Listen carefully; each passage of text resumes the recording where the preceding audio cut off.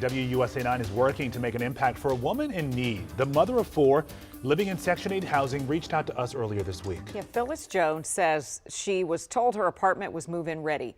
But from the moment she stepped foot inside, she noticed the floors sinking, as well as mold and spiders all over. Yeah, so clearly not ready. Our Leslie Moreno spoke with Jones about the gross and potentially dangerous conditions and what the Department of Housing is doing to help. After months of no help, Phyllis Jones contacted WUSA 9. So I had to reach out to you guys, hoping that you can help because this is it. She's part of the city's rapid rehousing program, a short-term subsidy program that helps people find affordable housing. I feel like I'm about to fall in. She says she was asked to sign a move-in ready lease in October. When she moved in, she was shocked. Her fridge was covered in mold and spiders. The floor was sinking. Back in October, she says her bed caved in. Before Halloween, October 30th, is when my head of my bed fell in. She says her 3 children are getting sick from the mold and repairs have yet to be made despite continuous efforts. This is weighing very, very heavy on me. So I've reached out to everybody possible I could reach out to. I've CC'd numerous agencies on email, my councilman, my local representative. I'm not getting out. Tonight, she's cleaning out her fridge and the remainder of her apartment. She's hoping her landlord will terminate her lease, which has been an issue as well. I've sent a contract for lease termination and I've been denied twice. So I went to the court building yesterday to see what my options are, and I filed in small claims for personal injury. The Department of Human Services says depending on the severity of the damage or concern, landlords have 28 days to fix any issues or 48 hours if it's an emergency. After 2 failed complaint inspections, regular or emergency, the family is approved for a relocation. I've reached out to the management company that owns this building, U.S. Realty, but have not heard back. I did, however, speak to the realtor that listed this building. He tells me he has several complaints from several residents who have also rented this building and several other buildings that the same company owns.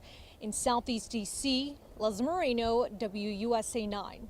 Yeah, this is clearly an emergency. Phyllis and her children should not be living like this. None of our neighbors should be living in these conditions. No. Yeah, WUSA 9, we are here to help if you have issues that need fixing. Save this number in your phone or text us right now or later. It's 202-895-5599. Make sure to include the full story as well as your contact information. Maybe you've spent the better part of this week ripping out basement carpeting, tossing damaged couches, maybe even cutting away some drywall. Well, guess what?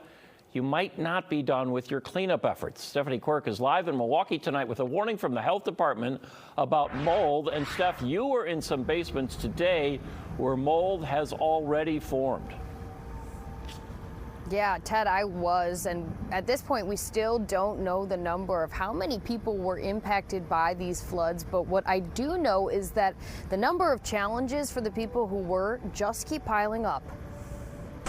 If you walk down 44th Street just north of Hampton, you'll see debris upon debris piling up on sidewalks outside homes. But inside those homes... So you smell that, right? That's where you'll be hit with the real aftermath of these historic floods. This is the damage that we had gotten because the water was up to the ceiling, of course. Yeah. Like many of his neighbors since the floods, Jeffrey Carroll has just been focused on cleanup. There was so much water coming in. We don't know where the water came from. But in the Carroll's basement, something is growing, and that something, health officials say, can be just as dangerous as the floodwater itself. So the most common thing we're going to see is mold, and that's going to be a big problem as we're moving forward. County health experts say mold develops quickly in damp homes and can cause major health risks, especially to people who already have weakened immune systems. The problem is that mold continues to grow. And so over the coming weeks, it starts exacerbating conditions. Some tips include limiting time indoors and protecting yourself while cleaning. You're wearing heavy gloves, waterproof boots, a mask if you're indoors when handling those debris. As for Carroll, I'm very concerned about the health because my family here, but also, you know, I'm concerned about everything getting back to where it was. He says it's simple. His neighbors need help, and they need it now. The health is the main issue. But I don't know when nobody's coming out to, to help us out. Some other tips to avoid mold exposure is to make sure there's ventilation in the house, as well as avoiding direct contact when you're cleaning. As for the Carrolls, they created a GoFundMe to help with cleanup and recovery efforts. We have that linked in this article on our website, fox6now.com. Reporting live in Milwaukee, Stephanie Quirk, Fox 6 News. I think the question that a lot of us who have had damp basements this past week is, how do we know exactly if there's mold? You can't always see it. Yeah, Ted, that's a really good question. The biggest thing would be that persistent musty odor that you smell. That's one way that you can tell there may be potential mold growing in the basement, as well as just if you have any health issues, if those persist on the line, like asthma and things like that, or if you see green, yellow, or brown spots growing in any of those damp areas. Those are the biggest warning signs. And that's when you need to call in the experts. All right, Stephanie Quirk reporting live for us tonight. Thank you. Where news comes first. You're watching WECT News.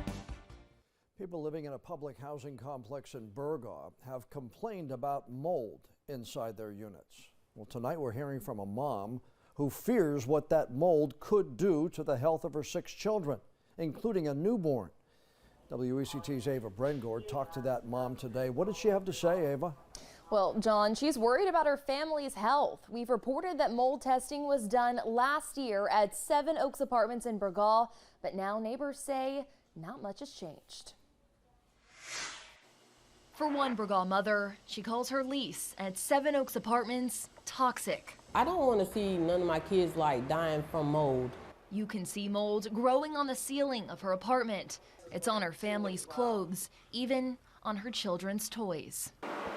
It's gotten so bad, her 6 kids sleep in one bedroom, including her 2-month-old baby. That's really the only place that's safe right now. Out of fear of being evicted from her apartment, she's asked to remain anonymous.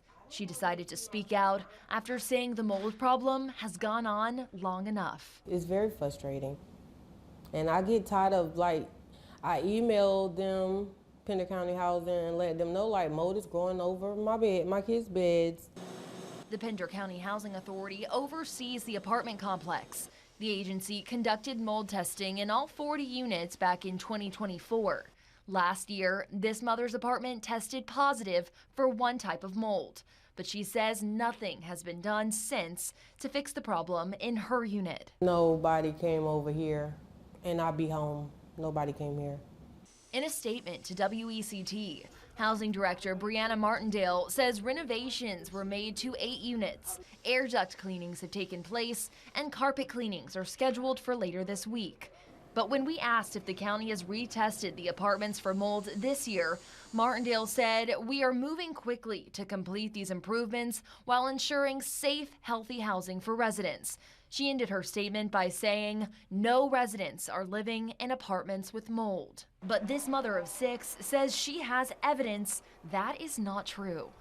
Do you feel safe here? No. No.